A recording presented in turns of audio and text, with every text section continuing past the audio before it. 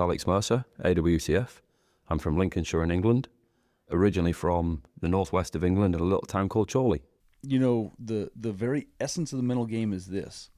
The only reason an event matters is because we make it matter. Welcome to the Mullins Farrier Podcast. I had a soccer coach, and he always said, we are going to be the fittest team always out there. Because in the moment, you don't want to be worried about being tired. You want to be focused on the soccer game. Right. Which is what's going to translate for me, hopefully, in the CJF, is that I'm not worried about being tired. I can focus on the task at hand.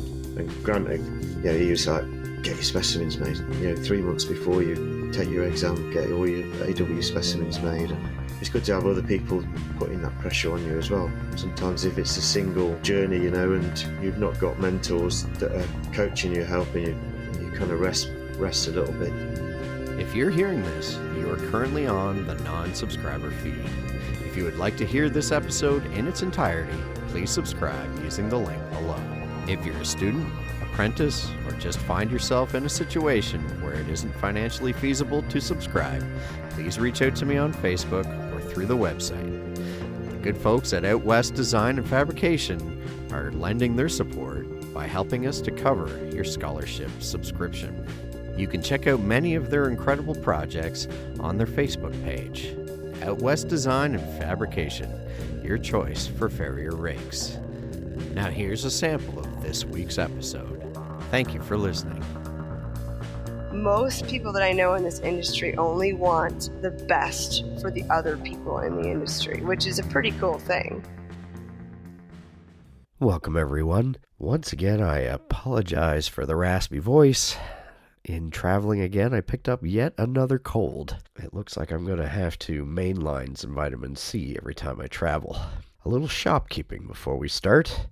First of all, Heartland Horseshoeing School is hosting a contest to celebrate 30 years of making better farriers. Matt Findler will be the judge of the forging contests and a head-to-head tournament on the 9th and 10th of May. Registrations close May 1st, so get yourself signed up. There's a convenient link to sign up and pay your entry fees on the Heartland Horseshoeing Facebook page. I look forward to seeing you there. Also in May, but a week earlier, the Forge Over the Falls Clinic hosted by Randy Heminger will be taking place in Massachusetts. This event features 3 clinicians over 3 days, from May 2nd to the 4th, including Dr. Allison Faber-Marshall and 2 former guests on the podcast, Dr. Betsy Lorden and Mike Wildenstein. Go to the Forge Over the Falls page on Facebook for more details on how to register.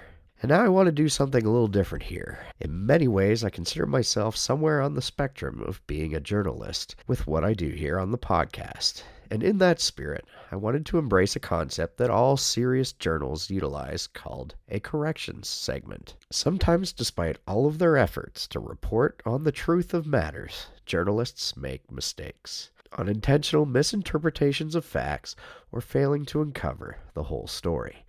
And the good ones, with integrity, admit to their errors and correct them in subsequent releases. So I would like to do that here. A couple of episodes ago, I got my facts wrong and made a wholly untrue statement in the intro to my conversation with Peyton Underwood. As it turns out, he is indeed back on the market. So if that impossibly square jawline and those mysterious sky blue eyes in the podcast promos caught your fancy, you're in luck. I deeply apologize for any distress or missed opportunity my erroneous statement may have caused. And now for today's guest. I first met this gentleman at his forge not far from Danny Bennett's place, where he was hosting the American Farriers team as they prepped for the International at Stoneleigh the first year I went. As it turns out, this is not a rare occurrence.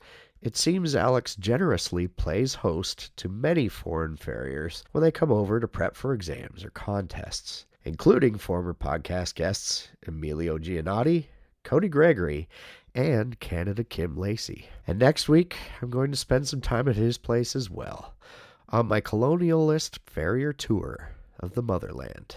I'm really looking forward to it. Alex has been a busy guy himself, chasing the last of the higher level exams. We discuss his need to always have another goal in front of him, his toolbox line, his teaching position at college, and of course his shoeing career, along with many other topics. I hope you enjoy this conversation as much as I did. Charlie? Yeah. Okay. Yeah. Yeah, you guys all have very interesting names. It's funny because most of the towns in Ontario, where I'm from, are named after British towns. Right. And I had a friend who worked with me for a while, Peter Rawlings, and he'd come from here. And every time I'd tell him a town name, he's like, wait, in Ontario or over home? So, yeah, Charlie's one I haven't seen in Ontario. Yeah, it's not far from Manchester. Oh, okay. Yeah. Gotcha. Yeah. So how did you get your start in all this? Well, Mum and Dad had horses all my life. Tried to get into shoeing horses on Civvy Street, but I ended up joining the army. I joined the King's Troop. Okay. I was in the King's Troop for 12 years.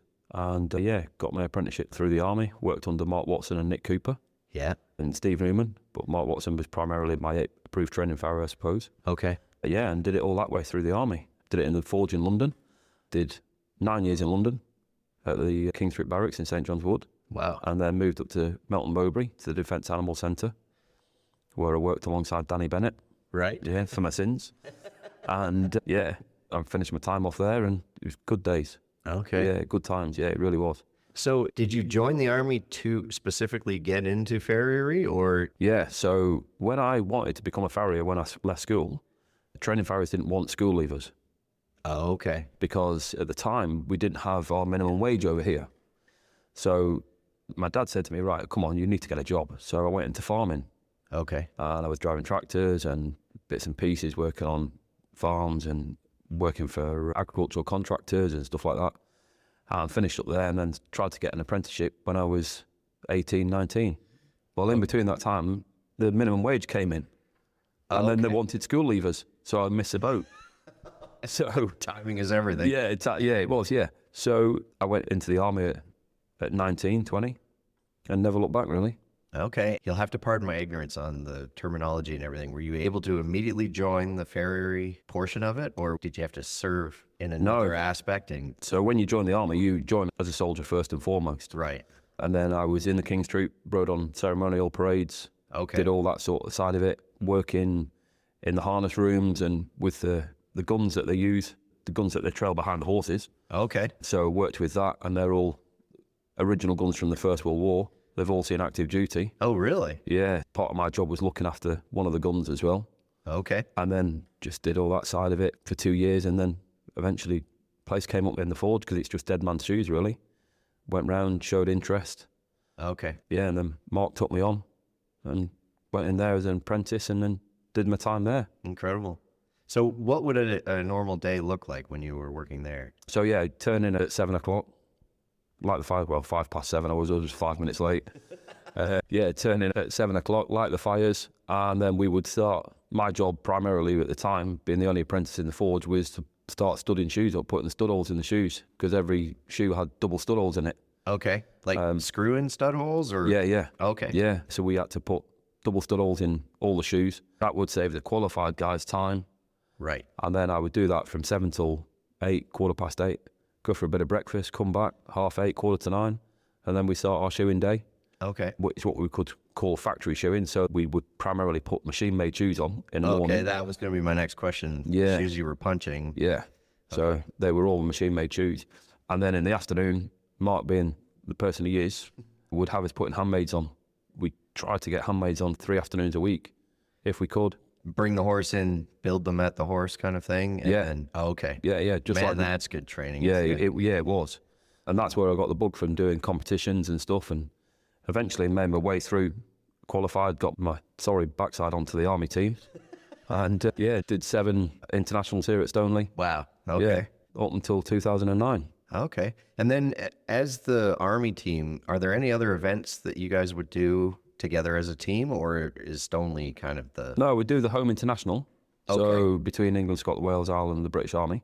So we'd go around do that, and each country or organisation would host it, and it would change every year. Okay. So yeah, we'd do that and Stoneleigh as well. Okay. So yeah, it was good. Yeah, no kidding. 7 years spent here. What was your first time here like? Yeah, so I literally just qualified. I think I qualified about 4 weeks before. And they didn't have a reserve. And they took me in as a reserve. And I was like, wow, just all these top guys that you'd seen. Right. I mean, this is before the day where we had Facebook. Facebook and smartphones like we've got now. But yeah, we would turn up and it was just all these guys that I'd seen in magazines and heard about and people talked about, and I was actually talking to these guys. I was like, oh my God. I was in awe of it, absolutely in awe of it. And when we were doing Stoneleigh, the Swedish team would always come over as well and work with us in Melton Mowbray. Okay. So we'd have the two teams, Army team and the Swedish team side by side. And I mean, just that side of it, I made some lifelong friends just from the Swedish team. Oh, okay. Yeah, there's people like John Lettinen, and I speak to John once, twice a month still and go over really? there. And made some lifelong friends from that. But yeah, these guys I was looking at and watching them work, and I learned so much. I mean, it's free demos. Yeah, right. You go out there and you pay a lot of money to watch these guys now. But I was getting free demos, and it was just spurred me on to just, I don't want to be a reserve next year. I want to be in there with them.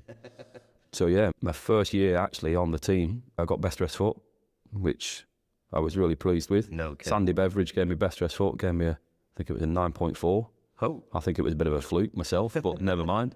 But yeah, it was good. I really enjoyed it, and it spurred me on to the point where I went to Calgary 2009 and went out there and competed out there. And again, I was just in awe of everything there. Right. At the Stampede, and again, watching these people, these farriers that I'd heard about from overseas and people had talked about, and just watching them work. Yeah, it was great. Great to be just on the same floor as them. Right, yeah. And competing against them and learning from them. And so, yeah, it's great.